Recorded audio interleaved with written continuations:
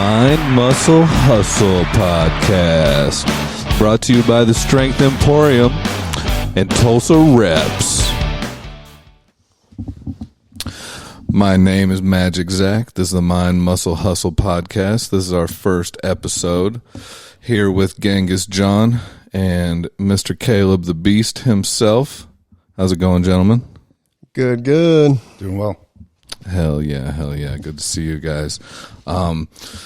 We want to talk about a couple things today. Had a crazy day, crazy week. It's been a lot going on and a lot to be thankful for. You want to do the intros real quick? Sure, man. This is our first podcast, so thought it'd be good we all introduce ourselves to the publics. Yes, sir. Go first, John. I am Jonathan Catlett. I'm a dad, husband, entrepreneur, and a coach. I own a business called Strength Emporium where I fabricate strength and conditioning equipment for athletes and people like myself who are just, trying to make it long term. Want to be able to keep up with this kid when I'm old and busted. Try not to be as busted as I would be if I were using the same old boring stuff we always were. Amen. Caleb? Yeah. My name's Caleb Burgess. I'm an artist. I'm a physical therapist assistant. So I've been working in healthcare for about 15 years and been interested in training and health and fitness for a long time. Had a kind of journey there myself and looking to stay healthy. Also into jiu-jitsu, kind of a recent pursuit, but something I'm passionate about. Yes, sir, most definitely. And my name is Zachary Meyer, and I am a strength coach, Brazilian Jiu-Jitsu blue belt, looking to get that purple belt some point in time. Very passionate about that. I have personal trained for Jonathan at a gym he used to run. I'm very passionate about helping people achieve their goals and just living a better life in general. Absolutely. One thing I want to talk about before we get started is what this podcast is even about at all.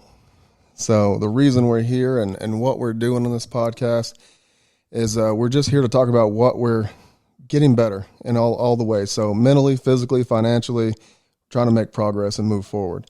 But the main thing is we're trying to give a voice to local business owners. As we go here and as we gain an audience, we want to help Tulsa grow the right way by supporting local businesses and business owners and other entrepreneurs and who are doing positive things in our community. So anybody who has anything interesting going on, we want to hear from them, and we want to have them on here with us to talk about Tulsa and what we can do to help Tulsa grow the right way. I love that. That sounds great. I hopefully people will reach out to us and we can get some good people on here to talk to them about what's going on with their businesses and growing their business in Tulsa. Absolutely. Well, man, I know you had kind of a rough day, so why don't we talk about that a little bit before we get rolling? Yeah, man. So I had a friend of mine that I used to work with that recently just passed away. He had brain cancer, and it had butterflied from one side of his brain to the other side of his brain and started moving its way down the spine. It was extremely aggressive, and he ended up passing away, and I went to the funeral today, and it was a very emotional experience. Some things that I had realized. So my friend and I, we used to fight all the time. We worked together and we would fight, and we would, go out and get drunk and get in arguments. And we ended up having a fight a long time ago. It was about 8 years ago we stopped talking to each other. And we're both very stubborn people, and I had held that resentment in my heart, and we missed out on 8 years of hanging out just because of some trivial shit, shit that really didn't even matter at all. And I'm sitting here at his funeral, man, and I'm looking at pictures, and I'm like in some of these pictures with him, and they're like playing songs that like we used to play together, and like just all these emotions, man. And I was thinking about how selfish I had been by just holding on to dumb shit, man. And I want to encourage anyone, if they're holding on to something that is trivial, to just let it go and reach out to that person, tell them you love them, and just drop the bullshit, because life is too short. Life is too precious. Yeah, man, that's important stuff. I kind of feel you a little bit. My dad tried to take his life a while back, and that definitely wake you up and you start seeing like, I need to maybe pay attention to my friends and family a little better than I do when you get busy. Yeah, for sure, man. I had, there's just so many things that I started thinking about. I started talking to different people, and I started just having these like flashes of memories that I have forgotten for fucking years. That I had forgotten for years. And it was crazy. Like I had this memory just come to me where we had this conversation, because we used to go do fire alarm inspections, and we would like randomly, we would come across musical instruments all the time, and sometimes it would be like, a classic $5,000 Martin guitar, something that was super rare and beautiful. Sometimes it'd be like a $20 beater guitar, and my buddy would play them. And whether it was the Martin that was super expensive, or whether it was the $20 guitar, he would still make each guitar sound great. And that's a gift for sure. The tone is in the fingers. It has nothing to do with the instrument itself. You know what I'm saying? And he used to tell me that the tone was in the fingers. And it's just, that's like the power of being a human, And it was just, I was sitting there, bro, I was crying, and I was like, I wasn't even wiping away the tears. I was sweating my ass off, and like I was just feeling everything, man. And I really wanted to speak, but I couldn't do it. And man, it was a very heavy experience, but I'm thankful that I went through it, and hopefully I can learn to speak better in the future. Gotcha. Man, that's gonna be hard to follow that up. That's good stuff though.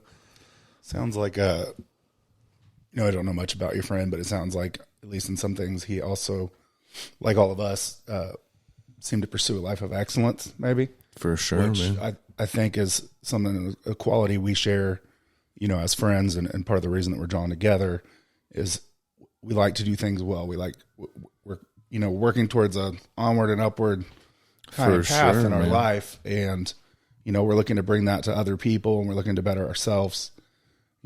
For sure, man. He used to, in the pursuit of perfection, I used to play in a band, and I played bass. He played bass too, and he used to tell me, Zach, he called me Meyer. He never called me Zach. He called me Meyer. He'd say, Meyer, you sound like a white guy playing the bass.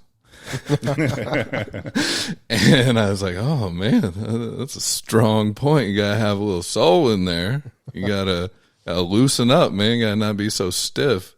And yeah, man, the pursuit of excellence is something that and it's you never really reach excellence, right? It's always progress and not perfection. And we can, pursue both of them, but as long as you're making baby steps to the top, man. It's like constant habits, constant 1% better every day. Oh my God, dude. And I've been really like trying to get into the 75 hard mode, and I've been realizing the kind of prep and just like the kind of dedication that I have to execute that. Like I've been noticing even small things like getting up and getting ready for the gym. I got to get my wrist wraps. I got to get my shake. I got to get, my slippers if I want to hit the sauna or whatever. And if I do that in the morning, it just puts me behind. Mm-hmm. And whereas if I have my day planned out the night before, I already got the towel for the sauna with the shoes in the bag, with my half-gallon jug ready to go, wrist wraps, the whole shebang. Wake up, boom, take the dog outside, come back, and I'm ready to rock. So when I started the 75 hard thing, I went and bought a book because all my books are packed because we're moving. And so I literally couldn't find any single book to read, so I had to go buy one. But I bought this book called Atomic Habits. Yes. James Clear, have you read that? No, but I've heard of it. Bro, it's really good. And so what 75 hard sets you up for is something called habit stacking. Yes. And so like 75 hard is pretty much as basic as it can be, right? I mean, that's really not that hard to follow as long as your life is in a consistent path. Yes. With me moving, it's very wild. Oh yeah, But- dude, you're all over the place. But that's the thing, is the wildness will come at some point in time, no matter what. Yeah, so you need to be set in your habits before it gets here. Yeah, because you're not gonna, like, is it Goggins that says you're not going to rise to the occasion? You will only fall back to your training. That's like old Japanese stuff. But yeah, for sure. Oh yeah, Probably like Miyamoto Musashi or something like that. Bless you. So, but the habit stacking thing's pretty cool. So 75 hard, you hit those basics, and if you can handle those basics, and I honestly like don't care if I ever hit the 75 days. But from now till forever, I probably need to make that the baseline. Yeah, the habit stacking. Yeah. Man. But then, you stack those habits on top of it. So the 75 hard is the base, right? But then you started doing things like laying your clothes out the night before. Yeah. So now you're stacking a habit on top of another habit. And then you'll keep stacking habits until pretty much every second of your day is a habit.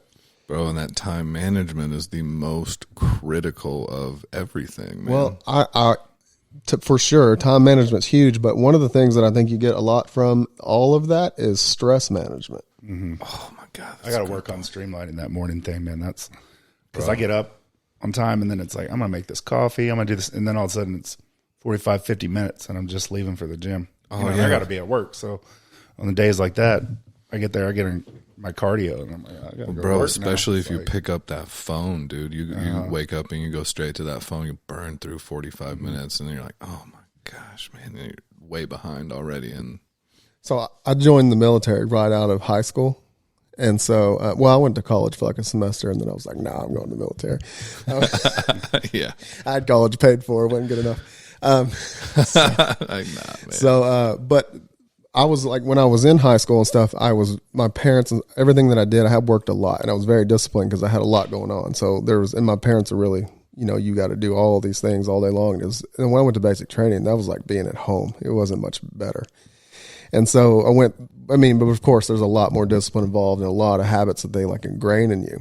Well, when I moved to Tulsa and got out of that environment, the idea of like waking up and doing all these things, most of them were ingrained. So I would jump out of bed, brush my teeth and do the thing, right? But there were some things like making the coffee that I wanted to just be like, I wanted to just wing it because it felt like that was less stress, and then I started like getting these bad habits, as I got a little older. I would keep picking up these things that I wanted to wing because that seemed less stressful than the old like military habits.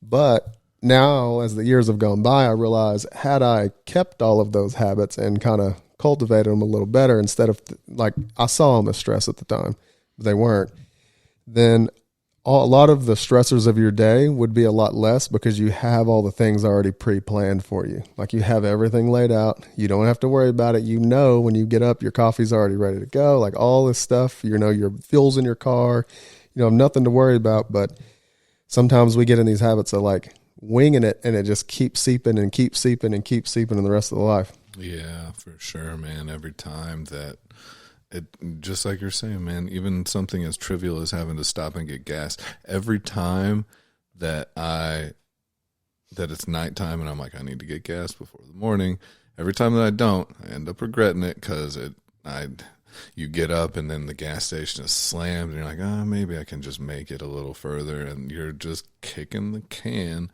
right down the road, literally. Yeah. And I think almost anybody can look at different points in their lives too and kind of see, at a time period where they were maybe a little more on point and following some good habits versus a time when they weren't. Like for me, if I'm lying to myself and I'm saying, I'll feel better if I get another hour of sleep and get up right before work and get in there instead of, getting up, maybe being a little tired, working out, planning my day.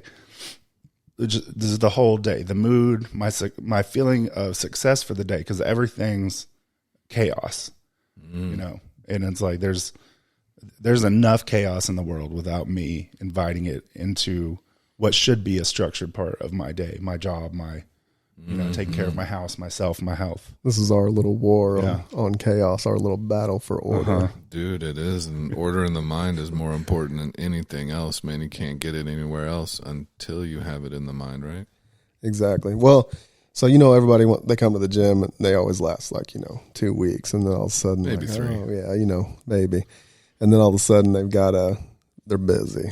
Wow, I missed the day. Once they miss that first day, bro, it is over after that. It's probably like you've got a 80%. Ooh, yeah, the odds are stacked against you. You're probably not coming back. Once you miss that first one, you'll hit 2 or 3 more, and then it's over. Like you're on a downhill slick slope.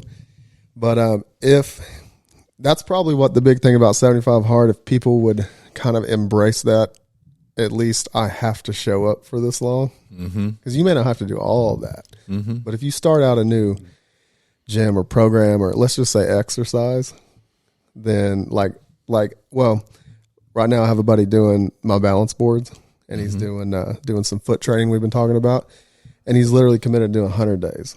So he's jumping on the balance board every day for 100 days. And so, I mean, his feet have been lagging in calves and things like that. So if you pick it and do it every single day, you're probably going to win. But if you that one day you're just like, I'm going to. Just take it easy. Rest up a little. I need that rest. That's that David Goggins voice too, though. That's that little, Andy talks about the same thing. That's that little bitch voice. Take that break. Yeah, I need that break. Sit man. down. It's fine. Dude, and speaking of the balance boards, I never even had vasky calves until I started hitting the balance boards for about 3 months straight. Right now, you're leading the way on balance board training, bro. Bro, I'm killing it, man. I mean, dude, get on there and try to do some single-footed taps back and forth with a 35-pound kettlebell on one side and tell me how that goes, because you're going to be cramping up, man. So there's 2 kinds of people out here trying to get their feet strong, right? So most everybody just wants bigger calves, and every single person in the gym, I can't grow them. They just don't work. Or they're the guy who does like 10 calf raises after every workout and they're massive. But that's, there's only a few of those. Some people genetically have those calves. I was not one of those people, dude. I did not develop calves till my late 30s, bro. I was like 230 in 6th grade, so my calves were like on point. Yeah, the thing about the guys with big calves, though, I've noticed my feet and ankles weren't strong. That's the thing. Their feet are always weak and they walk like penguins. And so when your toes are turned out and you're walking around like that, I can guarantee your athleticism is suffering. Your hips are tight. And so their calves are actually doing all the work and the feet are lazy. And that's really the thing. So it's pretty rare that you find anybody that's got it all going on unless, they're Deion Sanders or something like that. Freak athlete, yeah. But so whenever you get do a calf raise, whether it's on the balance board or on a machine or whatever, when you go, everyone wants to get up. Have you ever seen them get up on the calf raise machine and just bounce?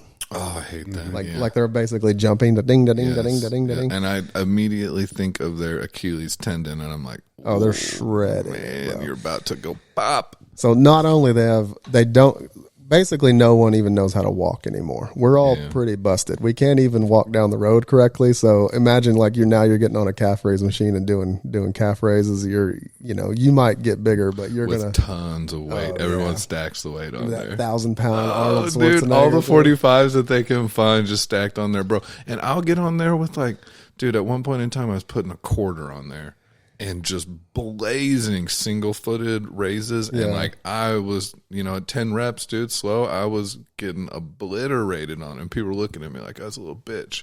And I was like, bro, you don't even know about this, dude. You don't. When I first learned, the first thing I learned about foot training, like how to get your calves bigger, was that you have to go slow. And so I would do these 2-2-2-2 tempo where you pause. So it's 2 seconds down, 2 seconds at the bottom, 2 seconds up, 2-second pause at the top. But I thought 100 reps, no problem. Body weight, don't have no weight. 100 reps should be nothing, right? I literally was in bed for 3 days with like a cute, what's it called? rhabdomyolysis. Rhabdomyolysis, yeah. And What does that mean? You end up peeing out your muscle. Well, basically. Yeah, I had so many micro tears in my calves. They were like 2 times the size, and normal they were so swollen. Ooh, okay. Which, if you want them to look good, great. But if you want to walk, that's a whole other thing. So here's the deal. It's my third day of not being able to walk. And it's like hit peak. You know how like you get like 3-day DOMs? It hits peak, and I literally am having a hard time just to walk to the bathroom. Yeah. Because when I go to get off the bed, my calves are so drawn up that when my foot couldn't flatten out onto the ground, right? So I'm having to tiptoe there. And I've been doing that for 2 days, but this is the worst one. So finally, I grabbed a pair of like a 550 cord, like this nylon string, and I wrapped it around my toes. And I had to pull on my toes for like 30 minutes on each foot just to get to where I could get my foot flat. Yeah, painful for sure. So I learned the hard way. Mm-hmm. But, like you always do, it seems. Absolutely. That's an important way to do it. Of going slow. But anyways, if you get on these balance boards and go slow, or calf raises, whatever you're doing, and get those feet strong, that's step number 1 in building your foundation for the rest of what you're going to do. One of the things we're going to do at the gym is teaching people how to walk. How to walk again, yeah. Yeah, and use your glutes. Oh, man, for sure. After we did that little that training for walking like side to side from the knees, my glute and hip was sore, man. And I did it a couple times after, and even flipping the balance board over and spreading the feet by just stretching them over the what size pipe is that? 2 inch? About 2.5. 2.5 inch pipe over that, man. Holy moly, man! Like you can feel how bound your feet are. Mm-hmm. And I mean, every time that I've pushed the sled, I can always notice when my feet are strong. Because if they're not, the sled feels like double the weight. It feels like 1,000 pounds, something just insane. But whenever your feet are strong and they're getting the grip, that sled is moving, man. Well, we're just now figuring out there's really almost no information about how you're to get your feet strong and how they're supposed to work. And anything you do reads like cadaver science, which is like most of your medical books. Yeah. Like this is how a dead person moves. Yeah. Because they've been, and like they'll take, you've seen that guy on Instagram talking about the podcast, Range of Strength podcast. I think they were talking about spinal flexion. And so they took a pig spine and they flexed it and thousands of times, a dead spine, and then it eventually broke. Yeah. And they were like, shocking. Well, you shouldn't be in spinal flexion under load. Well, that's like when I was in school, that's what they taught us was that all the strength, all your movement, like basically everything comes from your hips. And I remember arguing with you about that when you were learning from Wes, and you were like, man, forget all that shit. Like, you got to get your hands and feet strong. You don't know what you're talking about, Jonathan. You know. And now here we are 15 years later, and I'm over here training the shit out of my feet these days. And it starts there. And that's the last 3 years or so, it's been almost like I've been focused on it, like nothing else. Like forget, because Wes told me one time, it's the feet up. And, I was young and I was like, whatever. How do I pick up this heavy stuff? Yeah. I'm trying to get these arms bigger. It's Friday. Yeah. And so, but now that I go through these times where I'll hear his voice and I go, okay, now I'm going to focus on that for a minute. And it's been 3 years of it basically. And now I'm starting to realize it literally starts in the tips of your toes. And if you can get it right from the tips of your toes on, then like the rest of your body sort of falls into place. And you still got to train it, and stuff like that. But there's a lot of new things. And the balance board, crazy enough, we've had it for 20 years now. And it is, he made it right the first time. And we're starting to see people who are doing foot training are coming out with things similar. They're not the same, but they're starting to get it. Same kind of idea almost. Yeah, and it's so wild to see like that Wes and I, like I've been ahead of them this whole time. Yeah, 20 years worth of Wes being ahead of the rest of the world. Well, I remember working out, what was it? How many years ago? 7, 8 years ago at the gym, and like the balance board would just be rest. I thought it was rest, because, we'd be going crazy hard on something else, and you'd be like, okay, 100 taps. I'm like, oh, thank God, cool. I get to breathe for a second, just chill. And really, that's the time where you should be focusing the most on the feet and the breath, actually. But the balance, man, once I dove in and really, just like your friend, 100 days straight, once I dove in and was like, I'm doing this every day, because I just could see it happening. You know, I could see the gains happening, and I could feel the flexion, you know, from the tib to the calf, man. And I was getting amped on it. I was like, holy shit, I've been the guy with 445s stacked on the calf raise, you know, and you're slamming it up and down. And never in my life did I ever have calves. And I could always jump well. But that really didn't have anything to do with the calves. And just from, you know, a solid 3 months of hitting balance boards, man, and really focusing on it, really trying to work on that mind-muscle connection, it changed the game, dude. It always changes the game. Was like 2010, I think, when you kind of introduced me to some of that equipment and ran the sled for the first time, started playing around the core grip bars and the balance boards and stuff. And I had almost had back surgery, probably a few months, a year before that. Yeah, and, I remember that. You know, thankfully you helped me decide not to do that. Some good advice from a friend, but we started on that stuff, and it was pretty life-changing. But I remember thinking I was having plantar fasciitis because my feet were so weak that just doing a little bit of that and then walking around at work and wearing the complete wrong shoes, but you know, my feet would be burning, and we were able to work through all of it, rolling the feet out and doing different stuff, just getting strong, getting flexible. And but yeah, I mean, when I think about the condition that I was in then, even at times where maybe I thought I was strong compared to like how my body is moving now, you know, it's definitely an evolution. There's a lot that we've learned, and I think it would be good to pass that on to some other people, man. For sure, man. When we're going to open a new gym here in Tulsa very soon. We're in the works of finding a location and things like that, and getting our equipment together. And that's some of the stuff I want to do differently, because you know, I've been doing this a long time. I've got 20,000 hours of training people, over 20,000 hours. Training people, and those are mostly groups. So you can imagine. What is 10,000 hours at 40 hours a week? It's like 5 years or something. Yeah, I've been doing this since I was 19. Yeah, you got probably 40,000 hours. Yeah, maybe. But you know, that experience is a lot. But I know as I was younger, I did what people wanted me to do. Yeah. You know, and I would try to, because you're trying to get people in the door, you're trying to build a business, stuff like that, and I would almost entertain them and you know, because that's what they wanted, and we still did the good things. We did all the right stuff, but at the same time, people want to come in and get a feeling from working out. They want to work out so hard that they have an emotional reaction. Bro, been there. And I know that there are times when I want to train that energy system, I want to get you breathing hard, and I do want to work with that intensity, because that's an important thing, but you can't do that all the time. And that's what we used to do, because that's what people wanted. The nervous system can't really handle it. You know, and I think now I know better to just tell you to listen to me instead of me listening to you. Yeah. You know, as you get older, that's tricks you learn. Hey. But stuff like the balance board, how they used to sit there because no one wanted to spend the time. Well, you know, we're going to spend the time, and I also know how to I guess you can have a different emotional reaction from it. But that stuff is so much more valuable than doing kettlebell swings until you die. Yeah, true that, man.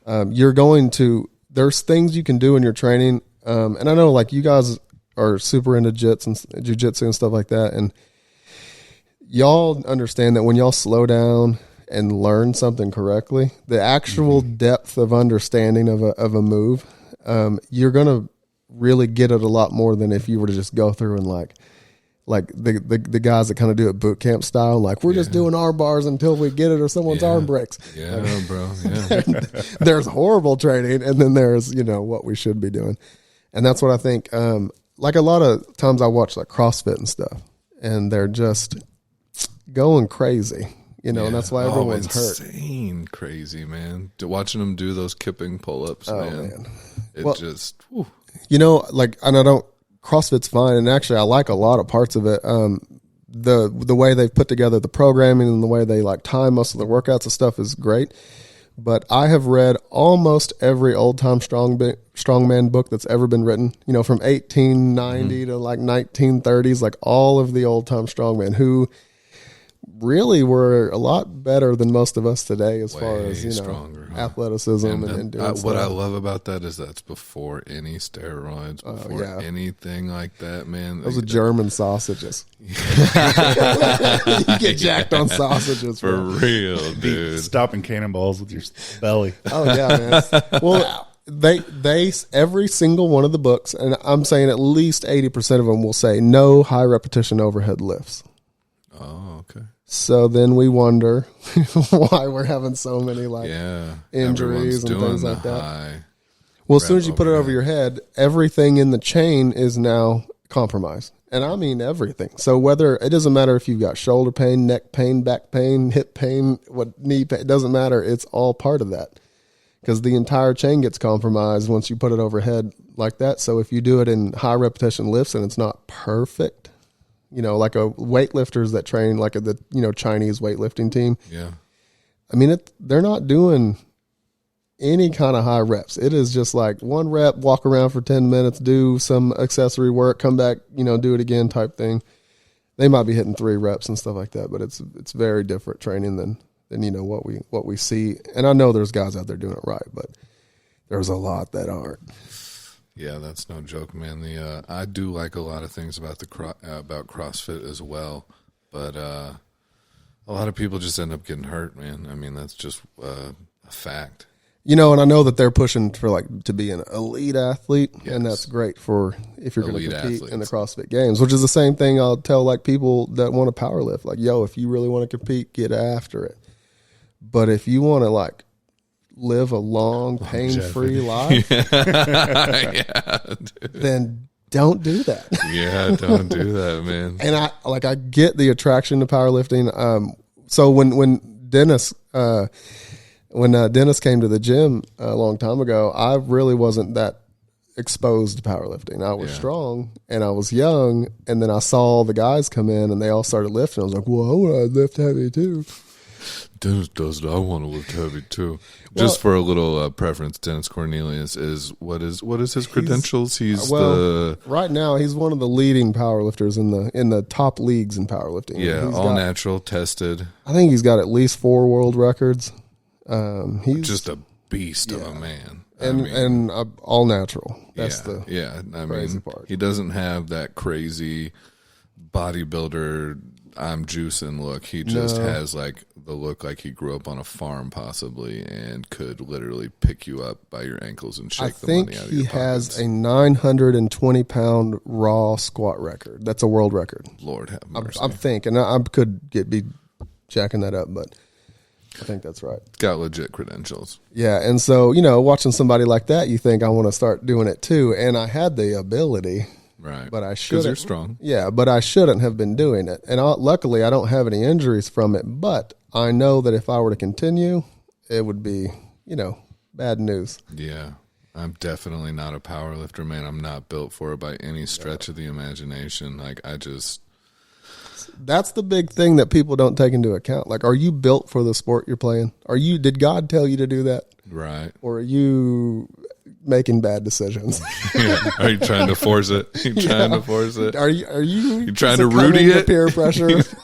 Hey, and much respect to the Rudies out there. You know what I'm saying? Sometimes the mind can definitely overcome a lot of obstacles that would be seemingly impossible. But man, if you want to live a long injury or not injury free, but as few injuries as possible. One of the things I always like to ask myself when I have these really hard decisions, especially when I know that I want to more than I need to, is could I? Yeah. Should I? No. Yeah. That's what I love about the sled though, is it's not something I've never been injured pushing the sled. Never. It's tough to do. I mean, it's pretty tough because the weight's not sitting on top of you. Yeah. There's nothing overhead. It's just you trying to move linear. Well, and it's forward motion. Yeah. Couple things, and Caleb, you can add in on this big time, but one of my friends, when we were discussing the sled, said this is the opposite of moving into fear. So anytime I move backwards, you're moving into fear. This, we're talking like primal, like monkey brain stuff. If we're moving backwards, stepping back in any way, which is pretty much every lift from kettlebell swing, deadlift, squat, that is a reverse movement. It is like jumping backwards, right? Anytime you're doing that, you're basically training yourself into fear. I know this is kind of like woo-woo or whatever, but Caleb, you showed me that documentary about that neurosurgeon who started roller skating down Venice Beach. Yeah. Can you explain what he was talking about with that calcium deposit on your ear? I haven't watched it in a while, so I don't remember the science behind it specifically. But to boil it down, I don't know that he discovered this, but he was aware that because of the way the brain's designed, there's some things in there that make us feel better when we stay in motion. And he was a very successful surgeon. And what was it? Slow-mo, I think, if you're looking for this. Yeah, that's it. Slow-mo documentary on YouTube. He rollerblades. He quit doing neurosurgery, making millions and millions of dollars a year, and decided to just rollerblade down like Venice Beach or something. That's a strong play. He goes very slow and spends a lot of time in single leg stance, but has created a constant smooth motion. So his spine's perpetually in motion. He's perpetually in motion and moving forward. And he's like, I just feel good all the time. Like my brain just feels good. I feel good. I'm happy. It's like, I don't want to do anything else. It's kind of wild. I mean, I can relate that feeling to, like when I go cycling, I feel great emotionally and physically. My back gets jacked up sometimes. So I kind of pick other sports, but I think it's why runners get addicted to running too. Yeah, and like even people on motorcycles and stuff, they're always getting addicted to stuff like that. And, but he was a neurosurgeon. So luckily he had like the mentality to be able to look into this. Like, why do I feel so good? Yeah. And so he looked at it and started studying it, and it took him a while, but he figured out there's this little calcium deposit that sits on this bone on your ear that can tell whether you're moving forward or backwards. It's basically like part of your balance system that tells you where your balance is. Your equilibrium. Yep. Your equilibrium. And, he said, if this thing's tilted forward, you start releasing hormones and things like good that. hormones. Yep, that say I am moving forward. I'm making progress in life. Like get those good. dopamine hits. Yep. Those good ones. And you know what he could have done? He could have picked motorcycle racing, which a lot of people have. Yeah, but he might have been through the same. He would have died before he told us. Yes. Could I do this? Should I? He would have been dead before he could tell us what was helping. I deal with that with some of my patients too, because just spending too much time, sitting back and being in bed, it can really alter your sense of your proprioception, like where you're at in space. But I think some of that also, just feeling good, like being upright, getting all those different systems aligned. Yeah, and so when we're talking about, Zach was talking about the sled, and so when we're talking about like working out in the sense of like getting stronger and moving massive weights, right? Yeah. For people like us who aren't really trying to compete in a sport, moving a sled is all of those things. So it is, you're moving forward, you're in a forward motion pattern. So your body is actually going to get stronger in a way that makes you more athletic. Mm-hmm. It's going to make you a better mover. Mm-hmm. It's going to teach you how to step. And actually sled is like one of the best ankle flexion you have to learn to walk well, right? I mean, not perfect, but you have to. Yeah, I mean, you can definitely jack it up, but you're going to walk. It doesn't matter who you are. If you run the sled enough, and don't overdo it on the weight, but if you run the sled enough, you're going to walk better. Yeah, I remember running the sled, and I would purposefully pick my flat skateboard shoes that were wide. Yeah, and you can feel your foot spread. Under that kind of, heavy weight, it has to, man. The calf has to get flexible. You can't, and I think your legs kind of bow like you were, like some of the people say that you need to be injury free. Your legs kind of tend to bow out instead of bow in. And well, if you're doing it correctly, it should be decompressing your spine. And even with cadaver science, we can see with the sled, it does decompress the spine. Like that's pretty easy to see. But the crazy part is, so like anytime you're moving right, your rib cage needs to be over your hips, just slightly. But in the sled, you're way over your hips because we're in an athletic stance. But that is, you're in all the right positions. Your feet are going to spread in order to grab the ground so you can move this 800-pound sled. That's the other thing. Everybody thinks the sled is one of those deals you put like 2 plates on. Yeah. And just like, oh, I'm breathing hard. I'm getting my weight up. Like you can get on asphalt on a sled with metal feet and you can push, well, if you're over 6 foot tall, you can push 1,200 pounds on a sled if you push it, if you're strong, if you're a strong guy. Never got past 815 or something like that. I think that was my max. Which is 40 past yards. 99.99% of everyone who's ever pushed a sled. I tell you what, I felt like a straight monster pushing that weight. That's for sure. Well, so everyone who gets into deadlift and squat and stuff like that, the reason that it's like the part that makes them kind of addicted to it is that it literally raises your testosterone.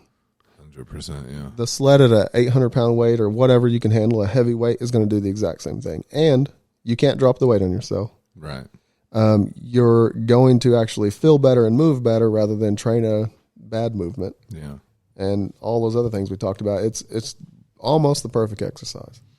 I'd have to agree, man. I think it totally is the perfect exercise. And it's funny to me, you don't really see that many people doing it. I mean, the sled is always, every gym except for gyms that you have run, the sled is something that sits in the corner and collects dust. Well, they treat it as It's always available. Yeah. There's never a line for the sled. There's never a line for the sled. Well, I like having one at the gym I'm going to now, just no one's on it. If they're on it, they won't be on it long.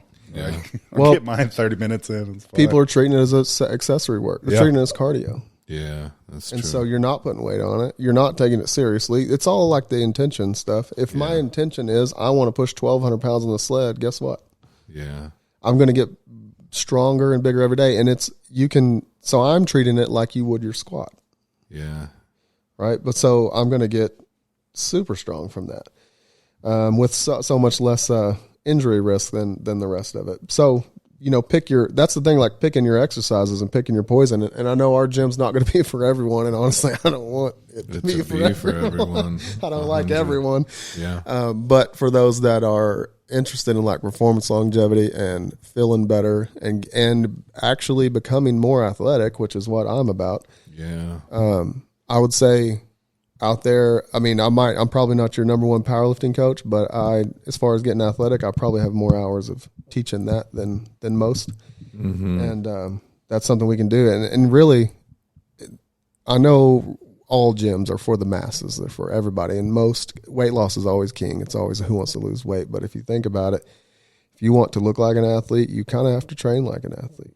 Man, I would say that it's rare to watch people, especially when they start hitting 30s and 40s, to actually become more athletic.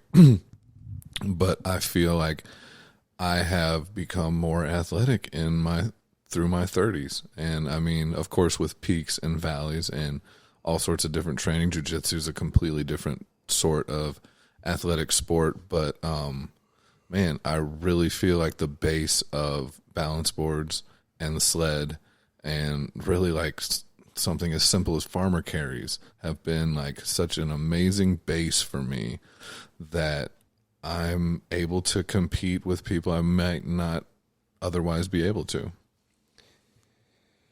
Yeah, man. So as we are getting older and if we need to be a little smarter about the stuff that we choose. So one of the things that makes all the stuff that we're doing at our gym more, well, let's just say better, is because I'm treating everyone as if you were like an elite level athlete. And I might not push you as hard, or I might not have you like lift the same kind of weights and stuff like that, but I am worried about breaking you like I am a guy that's worth $1 million. Because that's the thing that people really don't realize about, like, if you're training athletes, the most important part is don't hurt him. Yeah. He's worth, every game is millions of dollars, right? Man. That paycheck is big. That is step number one. Do not hurt this guy or make him move worse.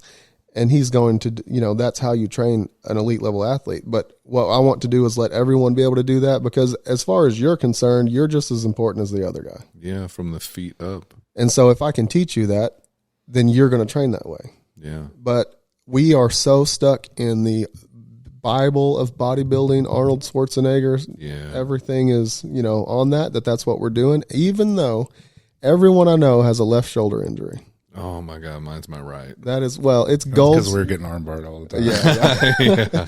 But that's Gold's gym syndrome. Yeah. Guys, if you're having which is where everyone starts their journey at, pretty much. If you're having non-contact injuries, like this is a problem. Like you didn't get armbarred, right? Yeah. You didn't shoulder check someone on a football field. Yeah. You didn't, anything. No, you were bench pressing at Gold's Gym, and now your left shoulder, you're having surgery. And right? I was bench pressing using all front delts and no chest at all. Yeah, which let's quit bench pressing. Let's try that.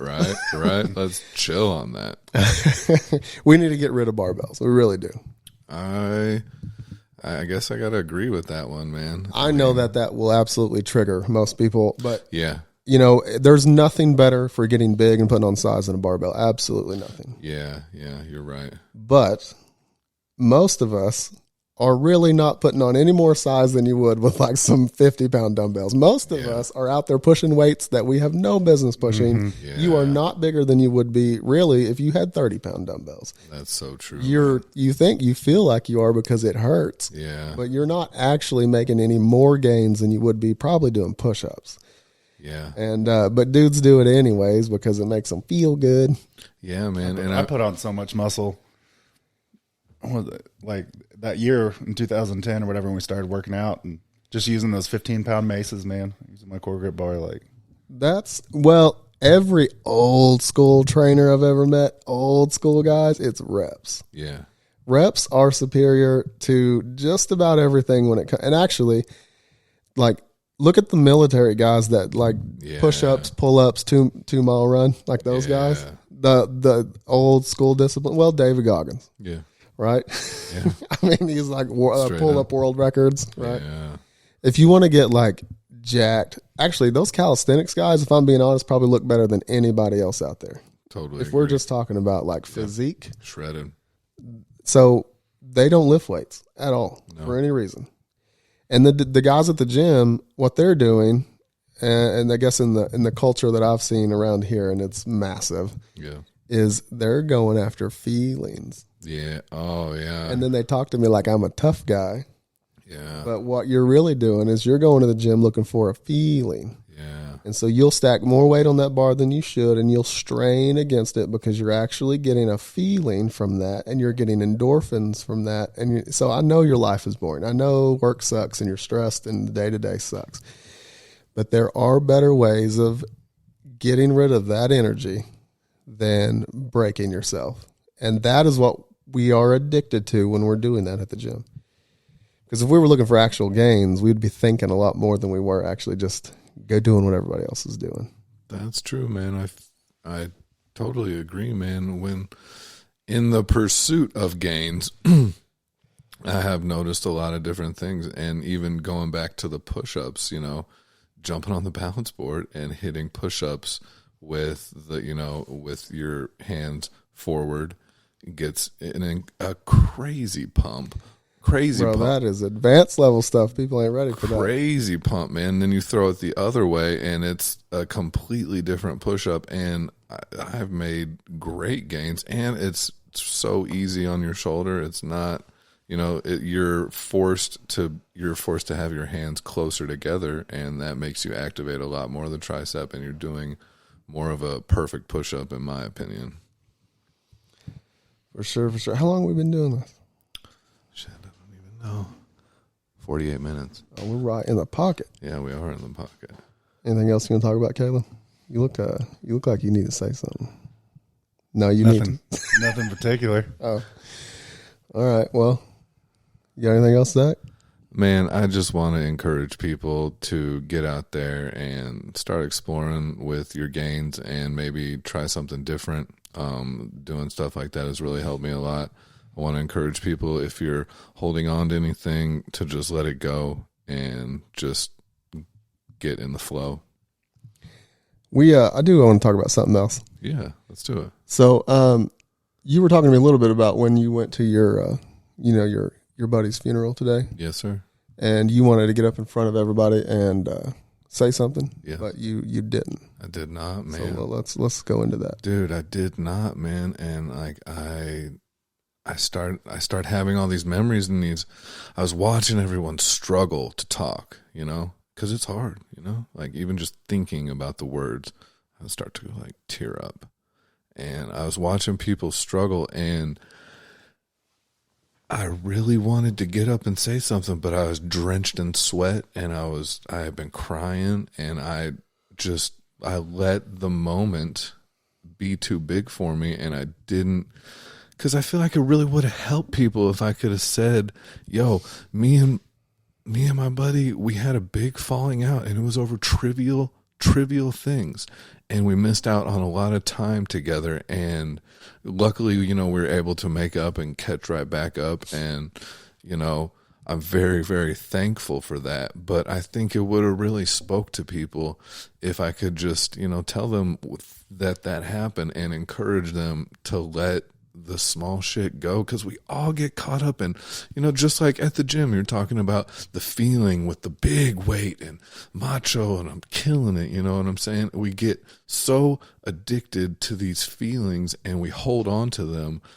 for really no particular reason other than maybe our ego, It's really wild that sometimes, I know this is a little metaphysical or whatever, but we have these moments where, luckily life is pretty forgiving, and it doesn't, you'll maybe get it back hopefully, or you'll have another opportunity, or maybe at least it's not going to hurt you in any way. But there are sometimes these moments where like you had a chance, and like to get up and do something like that, and I've missed a lot of them. I didn't say, or I didn't do, or I did, or maybe I did and shouldn't have, whatever. And I think those moments are pretty interesting looking back on, because obviously we always want to like wish we did it or didn't do it or whatever. Of course. But like that, you don't get that back. But maybe part of that lesson too is also missing what you thought was a moment, and maybe that whole lesson and that whole emotion of feeling like you wanted to share and didn't, maybe that was the lesson you really needed, so maybe it'll help me share more. I'm on a podcast right now trying to talk to more people about that, And, well, I don't think you missed anything. What I mean is, so because you went through that, and like I've missed a ton of things, right? Yeah. Or did or didn't or whatever. Now you actually got the chance to like retrospect. So you wouldn't have learned anything because you clearly already learned it if you got up there and did it, right? Right. So this is like one of those things where like you actually got the opportunity to learn. Yeah. And that's what you said. I mean, you realized it immediately, but for sure, generally we don't get that chance. For sure, man. Speaking your truth is so important. And I feel like in this current climate, like speaking your truth can be hard, but I want to encourage people to do it. And I would like to lead by example and do it more. Yeah. I'm about that. Well, right now we all need to be talking. It's very important. You and I talked a little bit, but the other day about like our food sources and stuff and making those type of choices and locally and things like that. And like you're talking about speaking your truth, like we need to do what we can. Well, and I'm always like, let's do something, right? Yeah, so I really ain't about talking ain't about nothing to it but to do it. Set up a system, because I'm about systems. Yeah. Right? But so if we're gonna like get into what we discussed on picking more local food choices and trying to help grow that community, like what are we going to do about that? And how important is it really that we figure out how to eat local? I think it's probably the biggest thing we could possibly do. So I've had a lot of ideas in the past, but I just go through, like as if I were doing coke all the time, I'm constantly got business ideas, right? But like, have you ever been, like a co-op is? Yeah, of course. You ever seen, so like the old school co-ops was just like the farmers co-ops around here, right? And they had like a bunch of people own it.